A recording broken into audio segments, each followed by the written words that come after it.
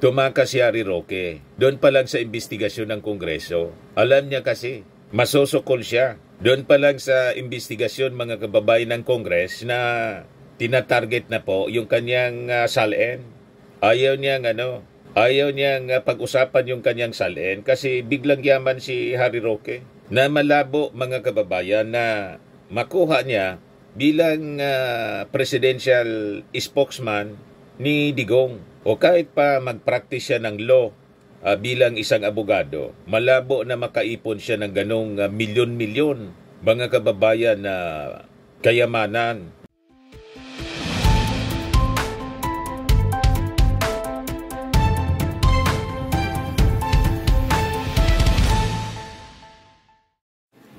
Hello po mga kababayan, si Dante Maravillas po, vlogger, broadcaster from Albay, Bicol region. So, as you know, officially, na-designate na po si Atty. Harry Roque. May bago siyang designation, pugante. So, pwede na nating tawaging, pugante mga kababayan, officially si Atty. Harry Roque kasi naglabas na yung korte ng warrant of arrest laban sa kanya. Dati yung Congress lang. Pero sabi ni Harry Roque, hindi man niya ako pugante kasi Kongreso man lang niya. Wanted siya ng Kongreso sa investigasyon mga kababayan. May relasyon sa pagkasabit-sabit niya sa pugo. Matindi po yung kaso ni Harry Roque ngayon na kinakarap. Non-bailable offense po. Qualified human trafficking. You see? So, mula sa pagiging presidential spokesman, bumagsak siya sa pagiging pugante. Napakasakit, mga kababayan. Kaya si Harry Roque ngayon, grabe na po ang stress. Nagsalita na rin siya, mga kababayan. Mamaya iparinig ko sa inyo. Pero, before natin pag-usapan, dito muna tayo sa ating joke time portion. Kwentong katatawanan muna po, mga kababayan, para lagi lang relax. Padala siya mga kababayan ni Madam Karina Robles Tagama. Taga dyan ito sa Tarlac. Pero Bicolana to. Si Madam Karina Tagama. Pumunta siya rito sa amin para bisitahin yung kanyang mga kaklase. Tapos nakipagkita na rin sa atin. Kamusta po kayo dyan sa Tarlac, Madam? Mestiza siya po. Half Filipino, half Spanish. Ito yung kwento ng isang pamilyang mayaman, yung tatay namatay. Pero before na namatay, yung tatay mga kababayan, nagawa pa niyang magbilin sa kanyang mga anak. Sabi ng tatay, mga anak, 3 yung anak niya. Pag ako niya ay namatay, padala kayo sa kabaong ko ng tig 5,000 pesos. Madaling sabi, namatay na niyong tatay. So tinupad naman ng kanyang mga anak yung bilin ng kanilang ama. So yung unang anak, nagbigay ng 5,000. Tinatong doon sa kabaong. Sabi ng pangalawang anak, tay, ito din po yung 5,000 ko.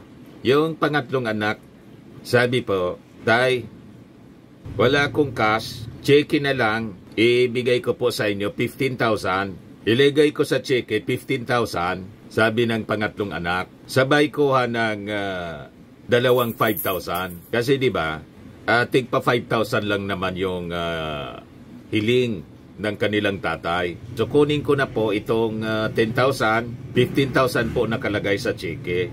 Bahala na po kayo mag-ingkas.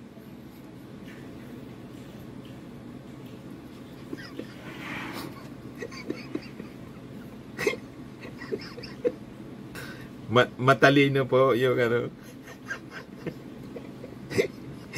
yung pangatlong anak matalino. Tig pa 5,000 yung hiling ng tatay. Nagbigay siya 15,000. Pero cheque, kinuha niya yung cash, 10,000. Bahala ka na niya, tay. Palit ng cheque.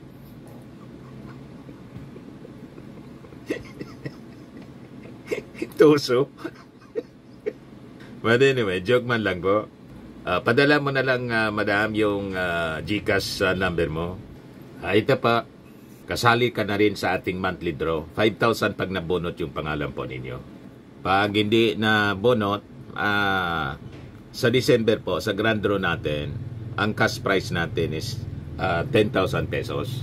Ayos pa. Dito naman muna tayo mga kababayan sa balita. Ibigay ko muna sa inyo yung istorya para pag-usapan po natin. Sinasabi natin, miscalculations po ang ginawa ng mga Duterte, ng kampo ng mga Duterte, si Digong, si Sara Duterte, si Harry Roque.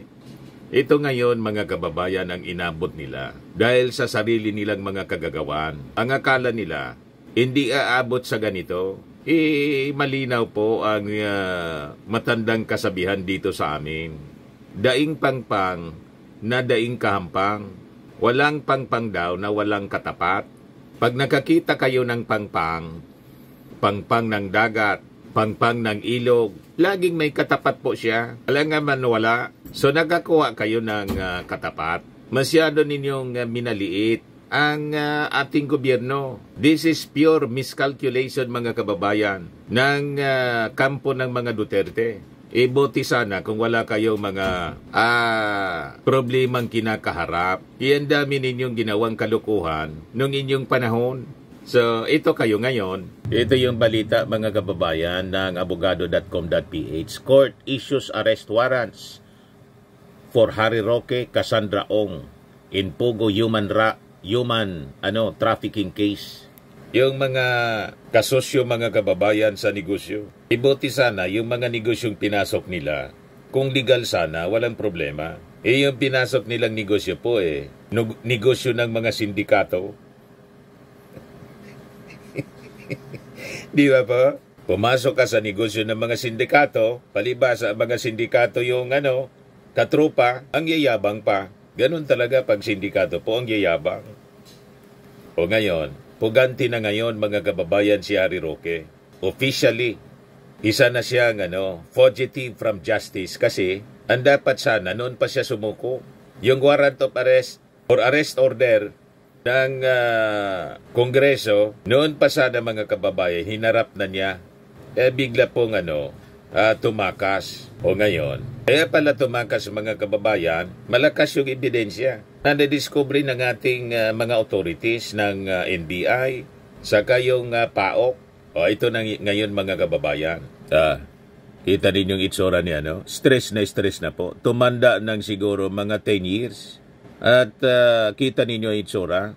Parang hindi na po naliligo si Harry Roque. Ito si Cassandra Ong. Kasama mga kababayan siya sa kinasuhan.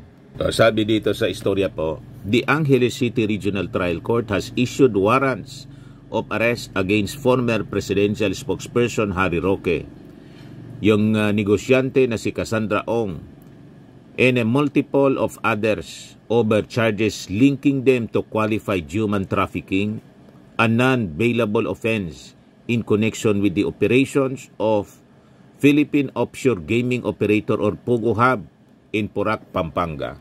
Kaya po, tumakas si Harry Roque. Doon pa lang sa investigasyon ng Kongreso. Alam niya kasi, masosokol siya. Doon pa lang sa investigasyon mga kababayan ng Kongres na tinatarget na po yung kanyang salin. Ayaw niyang pag-usapan yung kanyang salin kasi biglang yaman si Harry Roque. Na malabo mga kababayan na makuha niya bilang presidential spokesman ni Digong. O kahit pa mag-practice siya ng law bilang isang abogado, malabo na makaipon siya ng ganong milyon-milyon mga kababayan na kayamanan. So sabi po sa pinalabas na resolusyon ni Presiding Judge, Branch 118 Presiding Judge Rene Reyes, after careful evaluation of the 11 separate informations, the resolution dated April 7, 2025, and the supporting documents attached to each in every case record, this court finds probable cause to hold all the aforenamed accused for trial for the offenses for which they are respectively charged pursuant to the provisions of Section 5A of Rule 112 of the Revised Rules on Criminal Procedure. Wherefore, let warrants of arrest be issued against the accused. So may warrant of arrest na po. laban dito kay Harry Roque, pati kay Cassandra Ong et al. May mga iba pang personalities po. So yung mga sigaw-sigaw ni Harry Roque diyan sa Dahig na bring Duterte home, nag-backfire po sa kanya mismo. So ang sigaw ngayon dito sa Pilipinas, bring Roque home. Pag hindi po, sigurado po na mahahanap siya ng ating mga authorities. Kasi, siyempre, magko-coordinate pa na po yung ating mga authorities sa Interpol. So, baliktaran sila ni Digong. Si Digong, binitbit mga kababayan ng Interpol through our CIDG ni General Torre, inilipad papuntang Dahig.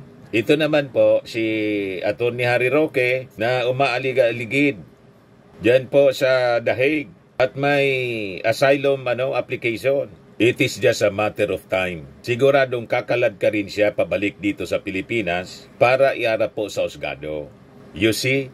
So sabi dito sa balita, aside from Roque and Ong, also ordered arrested are the following: Duan Renwu, ang mga Chinese ito po, Ronnie Lin, Baterna Ibahan alias Rona, Dennis Cunanan, Hanggaw, Norman Macapagal, Stephanie Mascareñas, Michael Bryce Mascareñas, Rodrigo A. Bante, Xiang Tan, Jingo, mga Chinese ito, Xiang Ji, alias Dr.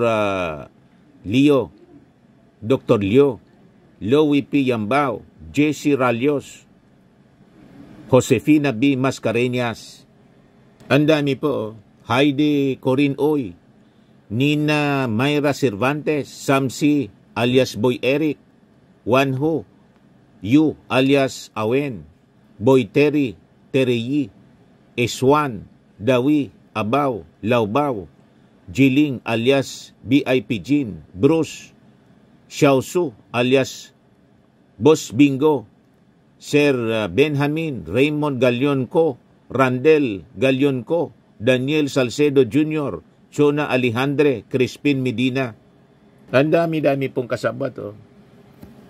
Renato Bautista, Warman Mariano, Chris Jude Flores, Alan Salvador alias Ivan, Darius John, Benedict, Mark Jinyang, Yin Cheche, Marlon, Di Foncion, Georgia Loy Salvador, Mark Anthony Salvador, Mercedes P. Macabasa, in Leitan, Norman Macapagal, Ronilyn Baterna alias Rona, Terry alias Boy Terry.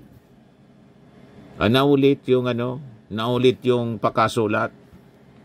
So sabi dito po sa utos ng korte that during the execution of these warrants, law enforcement officers use at least one body-worn camera in one alternative recording device or as many as necessary to capture and record relevant incidents. Para walang lusot, tulad po ng pag-aresto, mga kababayan kay Digong, recorded po at kinover ng media. Kaya yung mga aligasyon nilang kidnapping, malabo na paniwalaan kasi dapat well documented. Baka akusahan yung mga arresting officers ng pang-abuso, pagmamalabis. So yun ang requirement ng korte ngayon. Furthermore, the court consolidated all 11 cases and a joint trial will be held. Previously, the Department of Justice filed the cases in before the RTC after filing probable cause with reasonable certainty of conviction during the preliminary investigation. Alam ni Roque, ang kanyang kinasangkutan ay mabigat na krimen, mga kababayan. Yan ang rason kung bakit siya tumakas. Pero may katapusan, mga kababayan, ang pagtatago. Pasasaat, masisilo din ng ating mga authorities itong si Harry Roque at mga kasama. At may harap, mga kababayan, sa hostisya. Ang ginagawa ni Atty. Harry Roque, nag-full blast siya ng paninira, hoping na sa pamamagitan ng kanyang paninira sa ating gobyerno, mag-alsa ang ating mga mamamayang Filipino. Tanggalin yung ating Pangulo, iloklok si Sara, para yung mga kaso niya, malusutan niya, mga kababayan. Yan ang thinking ni Harry Roque. This is miscalculation. O ngayon, sabi natin kanina, Talita na po si Harry Roque. Ayan, nag-Facebook live siya. Agad-agad nang matunugan niya yung pagpalabas ng warrant of arrest laban sa kanya. May pangiti-ngiti pero punong-puno ng desperation at lungkot. Yung mga pangiti-ngiti nila, cover man lang po. Pero sa totoo lang, tarantang-taranta na po sila. Ayaw lang ipaalata, pero alatado pa rin. Parang hindi na natutulog si Harry Roque. Ang maganda niyan, sumuko ka na, Attorney Harry Roque, para at least makatulog ka. Pero sa kulungan, tulad ni Digong, di ba siya, relax na si Digong dyan sa ICC. Mga panawagan mga kababayan na bring Duterte home, malabo, malamang mga kababayan, the rest of his life, doon na po mauubos ang kanyang panahon dyan sa ICC po. O ngayon, pakinggan natin si Attorney Harry Roque kung ano yung sinasabi niya. So, ito yung sinabi niya as published by Abante News Online. Mula ito sa sa Facebook live ni Attorney Harry Roque. Lahat, napag-alaman ko po na magandang araw po sa inyong lahat, Napag-alaman ko po na ako po daw ay na-issuehan na ng warrant of arrest para dun sa non-bailable human trafficking. Well, yan po talaga ang proseso, na matapos na magkaroon ng resolusyon ay mag-i-issue ng warrant of arrest ang hukuman para magkaroon siya ng jurisdiction para litisin ang kaso. Ganun pa man, meron po akong mga remedyo na gagawin ko naman po. Nandyan po yung motion for reconsideration na alam kong wala ng pag-asa dahil lang pong DOJ ay talagang political. Pero bago po tayo makapunta sa hukuman, ay kinakailangan talaga mag-file ng ganyang motion for reconsideration. So, gagawin po rin po natin yan at bukod pa po dyan ay meron ding remedyo dun sa hukuman mismo. Bagamat nabago na po yung rules at wala na po yung tinatawag na determination of probable cause, ay meron pa rin pong karapatan ng isang akusado na humiling sa RTC na pagdidismiss ng kaso dahil nga po sa grave abuse of discretion na tinatawag. Naniniwala po ako na mayroong grave abuse of discretion dahil wala po talagang kahit anong ebidensya na nagpapakita na ako yung nag-recruit at ang pamamaraan ay sa paggamit ng dahas at para pagsamantalahan yung gawain ng tao. At wala rin kahit anong ebidensya na nagpapakita na ako po yung nakipagsabuatan sa aking kliyente.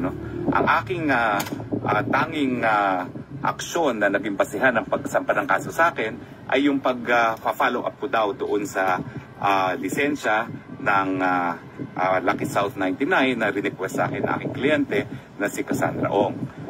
Naniniwala po ako na delikado itong ganitong desisyon dahil wala na pong abogado na talagang magsisiguro na kanilang mga kliyente ay sang-ayon lahat ng ginagawa nila sa batas, Dahil ang ating pagpa-follow up lang naman po ay para masigurado nga po na legal ang operasyon ng umuupa doon sa pag-aari ng aking kliyente na si Whirlwind Corporation.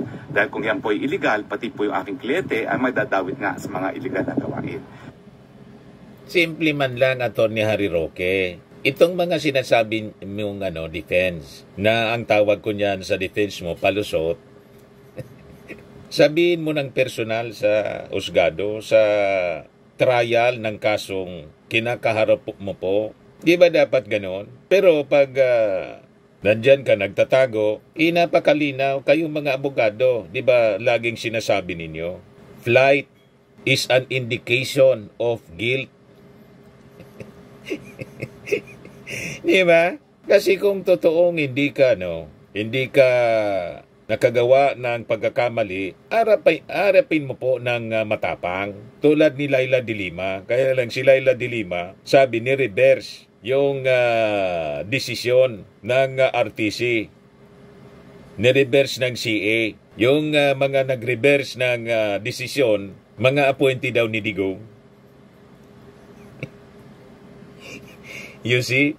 Mamaya pag-usapan natin mga kababayan doon sa susunod na video natin. Dito muna tayo kay Harry Roque. So yun dapat, Attorney Harry Roque, ang ginagawa mo, harapin mo ng buong tapang. Tulad ng ginawa ni Laila de Lima. Hindi po yan kriminal. Gawaing abogado po yan. So naniniwala po ako na itong kasong ito talaga ay paggigipit sa akin dahil sa aking political na paninindigan, dahil sa aking walang tinag na pagsusuporta sa mga Duterte, at naniniwala po ako na ito'y dahilan para magpalakas pa dito sa aking aplikasyon sa asylum dito po sa bansang Netherlands. So ako po'y uulitin ko, Gagawin ko po ang lahat ng remedyo sang-ayon po sa ating batas para mapawalang bisa itong impormasyon labang sa akin for qualified trafficking. At inuulit ko po ha, wala po akong kahit sinong recruit at wala akong kahit anong ebidensyong sabuatan at ang tanging dinidiin nila laban sa akin ay yung pagiging abogado. I-submit mo ang mga argumento mo at ipresenta yung mga ebidensya ng defensa mo. Hindi yung daldal ka ng daldal sa social media, sa Facebook Live mo. Diba? Walang mangyayari yan kasi abogado ka, alam mo, dapat submitted yung mga defense argument sa korte mismo. Alangan man yung korte, makikinig na lang ang mga kwento mo through Facebook Live.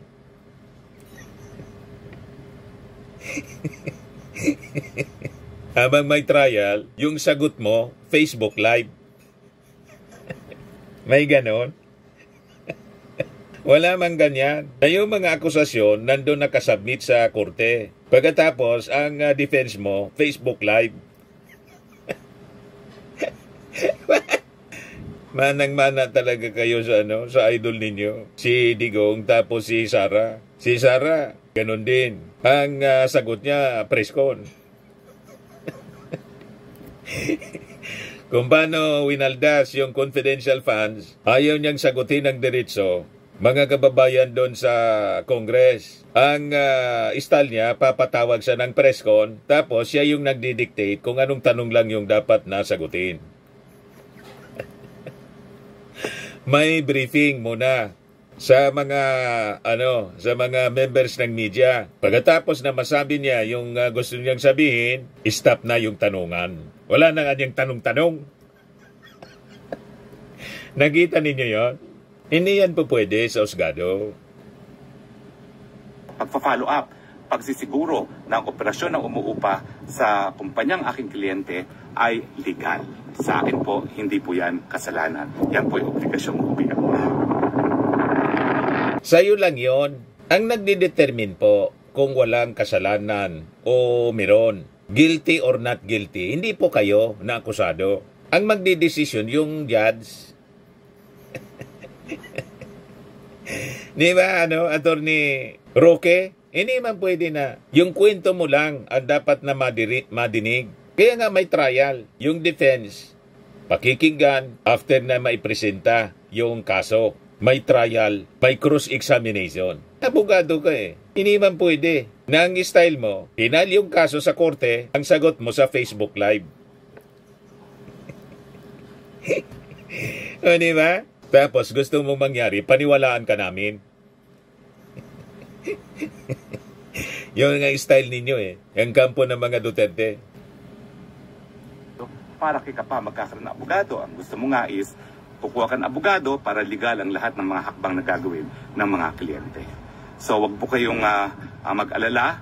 Napakadami pa pong remedyo na ating gagawin. At samantala po ay talaga naman pong habang nakabinbin ang aking petition for asylum, hindi po sila magtatagumpay na ako po ay i-extradite pabalik ng Pilipinas dahil sa ayon po sa tinatawag na right to non-refoulement sa ilalim ng international law, hindi po ako po pwedeng ma-deport back sa Pilipinas hanggang hindi matapos yung desisyon ng bansang Netherlands kung ako nga po ay bibigyan ng asylum o hindi. At naniniwala po ako na ang pagsampa ng non-bailable case sa dahilan na ako daw po ay nag-follow up ng isang lisensya sa isang pogo na dati-rate ay legal, ay hindi po dahilan para magkaroon ng isang non-bailable charge. So maraming salamat po sa inyong patuloy na suporta at makakaasa po kayo, wala po tayong tinatakasan, pati po yung pagsampa ng ating asylum, sang-ayon po yan sa karapatang pantao. Maraming salamat po. Wala daw siyang tinatakasan pero wala siya dito sa ating bansa. Ano yon? Napakalinaw na tumakas siya o nasa Congress kasi may arrest order laban sa kanya. At ito na, mga kababayan, may warrant of arrest mismo yung korte, non-bailable offense, qualified human trafficking. Tapos sasabihin niya, hindi man siya umuwi rito, hindi man siya tumatakas. Anong tawag mo dyan? Yan pa lang na pag-apply mo ng asylum, yan ang pamamaraan na pagtakas. Gusto mo, kupkupin ka dyan para hindi ka mapanagot dito. Iyan kung i-approve ng gobyerno ng Netherlands, na pati yung Netherlands, yung gobyerno ng Netherlands, sinisiraan mo na. Di ba? But anyway, mga kababayan, subaybayan na lang natin ang kasong ito. Kasi sunod-sunod na po, umuulan ng kaso laban sa mga Duterte, sa kampo ng mga Duterte. At yung mainit ngayon po, mga kababayan, yung impeachment laban kay Sara Duterte at saka yung possible warrant of arrest na ipapalabas po, isi-serve ng Interpol laban sa kanila. May relasyon sa crimes against humanity po. So ang mga personalities, si Sara Duterte, si Bongo, si Bato, and other officials ng previous administration. So ito yung mga kahindik-hindik na mga balita na siguradong mag-occupy ng front page sa mga national dailies po. At itong ating programa, mga kababayan, atin sa inyo nitong ating mga sponsors. Fairmax Firming and Lifting Cream. Pinapay po sa mga pulses in affected area. Mainam po ito sa mga pains at paninigas ng mga kaso-kasuan. Ito sa mukha naman yung application, anti-aging, Automax po siya. Ito ay Glow 60, mga kababayan. Whitening po siya. Made in South Korea. Ito naman po, Nengxia Red Mix Fruit Drink. Gawa po siya sa goji berry.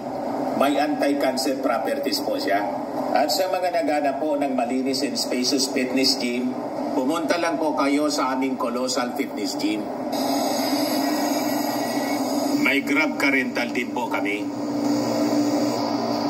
At bills payment po sa aming office. At saka sa mga mahilig po sa mga imported bags, manood po kayo sa live selling ni Madam Aileen Rosales sa kanyang Aileen Closet po. Pati mga shoes, ito yung kanya po. Ito yung kanyang page. Kita ninyo, napakagandang mga online selling po siya. Si Madam Aileen Rosales. At cellphone number niya po, 773-798-7816. Ito naman po yung bago naming product na binibenta online. Eye Glow Serum, whitening po siya. Tingnan ninyo yung epekto sa aking anak na architect before and now. Yung mga inquiries po ninyo, dumiretso na lang kayo sa kanyang Facebook account, Riz Maravillas.